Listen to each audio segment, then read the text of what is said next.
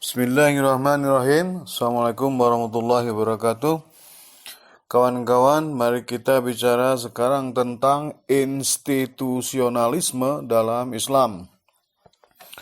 Jadi, sejarah Islam menunjukkan bahwa di dalam masyarakat Islam itu banyak badan-badan yang saling mendukung satu sama lain menjadi sebuah bangunan peradaban Islam yang plural namun integrated, ya, bersatu. Dalilnya atau yang biasa dipegang sebagai landasan adalah bergotong royong kalau dalam bahasa Pak Karno, ya, namanya ta'awun, saling menolong. Ta'awun ini diperintahkan dalam Quran untuk saling menolong dalam kebaikan, atau awanu bil birri wa taqwa. Jadi dalam kebaikan dan ketakwaan. Oleh karena itu, dari sini semua aktivitas pemerintahan dan masyarakat Islam itu berdasarkan pada ini, sehingga ada keadilan dalam mendapatkan sesuatu dan ada keadilan dalam mendistribusikan sesuatu. Ini dari segi pola pembangunannya yang bersifat political economy, ya, ekonomi politik. Kemudian dari segi politiknya sendiri, ini masyarakat Islam mempunyai pluralisme institusional, persis seperti halnya Barat mempunyai trias politika, yaitu diantaranya kalau presidennya, kata Muhammad Asad itu amir, ya, sebetulnya lebih tepatnya, yaitu sebagai presiden. Karena dalam Quran atau yang diamalkan itu bersifat satu orang, ya. Kemudian ada yang beberapa orangnya itu adalah yang legislatifnya, yang merupakan perwakilan dari individu dan masyarakat Islam, yaitu berdasarkan pada dalil musyawarah, ya, musyawarah untuk mufakat. Dulu zaman Nabi Muhammad itu ada kelompok Ansor dan kelompok Muhajirin, seperti itu.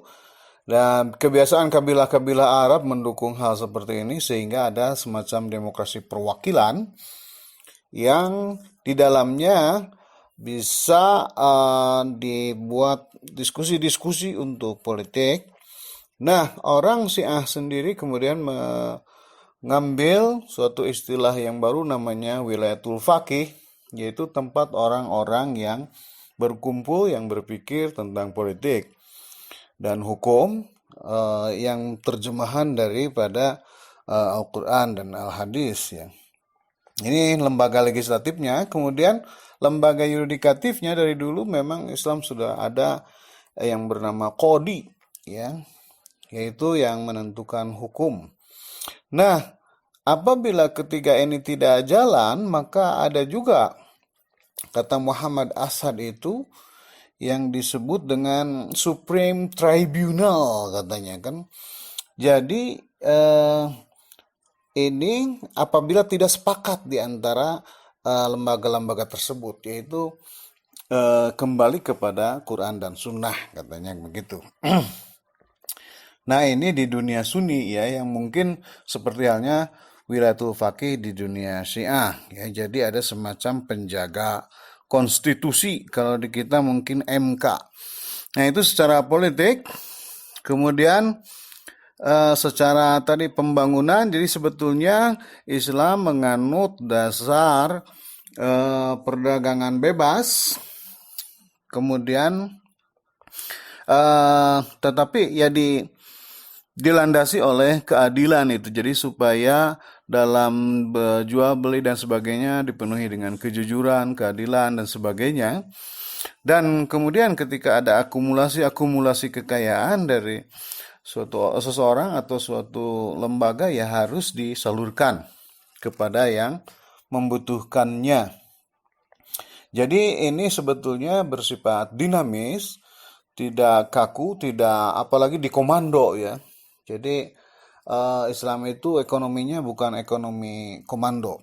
Jadi intinya adalah tadi itu keadilan dalam mendapatkan dan keadilan untuk didistribusikan ya, bersifat keadilan sosial. Nah, institusi-institusi lain sejak dulu memang Islam berkembang karena Islam sendiri adalah diciptakan oleh Nabi Muhammad itu sebagai landasan suatu kota ya. Jadi namanya juga Madinah.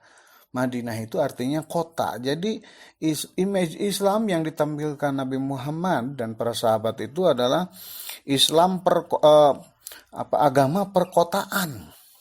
Jadi di dalamnya ada kelas menengah gitu, ada dinamika perkotaan layaknya sebuah peradaban gitu. Sehingga ada lembaga pendidikannya yang kemudian sekarang jadinya pada madrasah gitu kan. Kemudian ekonominya, kemudian pasar, lembaga-lembaga sosial, misalkan ada Darul Aitam ya, rumah anak yatim dan sebagainya. Ini diajarkan dan dicontohkan oleh Nabi dan para sahabat sehingga dalam perkembangannya Islam itu di mana-mana mendirikan kota-kota seperti itu. Namun ya dalam perkembangannya Islam sendiri ya banyak terlibat dalam peperangan-peperangan sehingga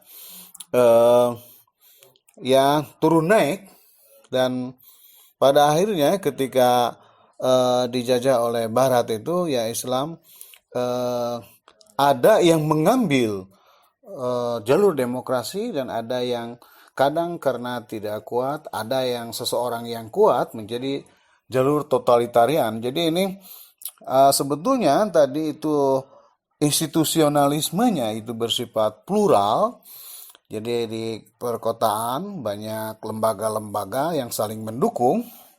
Di antaranya ya di bawah amir itu atau khalifah yang sebetulnya terjadi itu khalifah, ada wazir, ada tentara, ada polisi itu dari dulu sudah ada.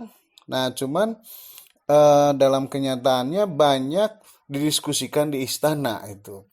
Jadi bersifat court ya. Jadi di istana itu sehingga raja yang menentukan sehingga adil tidak hanya suatu tatanan negara Islam atau kota Islam berdasarkan pada keputusan raja. Yang sebetulnya dari awal itu diajarkan untuk bersifat kota tadi yang saling checks and balances gitu. Jadi bersifat institusionalisme sebetulnya Islam itu sendiri.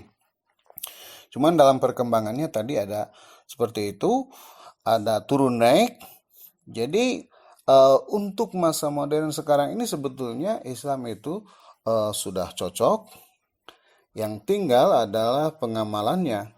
Apalagi sekarang ya sebagian di antara negara Islam ada yang porak-poranda gitu ya bisa dibangun kembali bahwa Islam itu berjiwa institusional, pluralis dan kemudian integrated. Karena ajaran Islam mengatakan bahwa sesama Islam adalah seperti halnya suatu bangunan yang kokoh gitu yang saling menopang gitu. Terima kasih.